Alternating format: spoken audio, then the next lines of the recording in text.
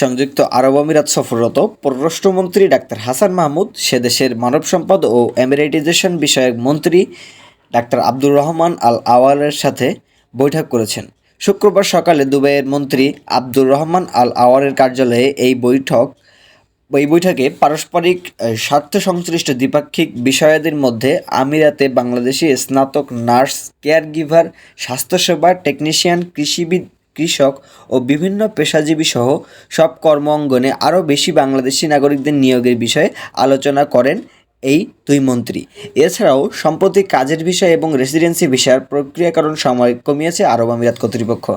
আগে দুবাইয়ের visa processing করতে সময় লাগত 30 থেকে 35 দিন, এখন সেই সময় কমিয়ে মাত্র 5 দিন করা হয়েছে।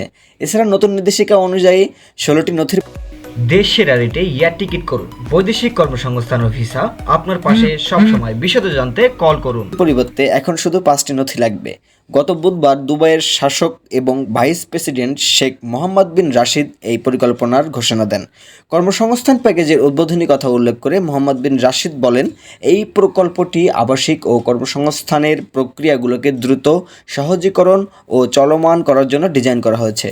নতুন এই পরিকল্পনাটি কর্মচারীদের জন্য কাজ এবং নতুন কর্মচারীদের জন্য কাজের অনুমতি প্রদান, রেসিডেন্সি পারমিট নবায়ন, রেসিডেন্সি ভিসার জন্য শারীরিক পরীক্ষা, ওয়ার্ক পারমিট বাতিল এবং এমিরেটস আইডি ফিঙ্গারপ্রিন্ট স্ক্যানের মতো পরিষেবাগুলি নিয়ে কাজ করবে।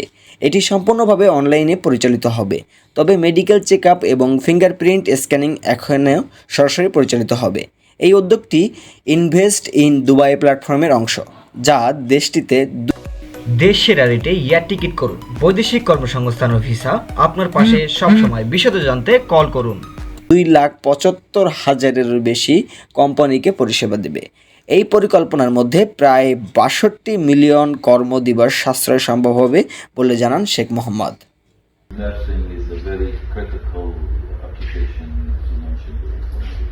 It's important everywhere around the world. Here in the UAE, we have seen significant growth in the sector, and definitely there is demand, and it will be very good to have opportunity to as well bring in talent from Bangladesh and that skill.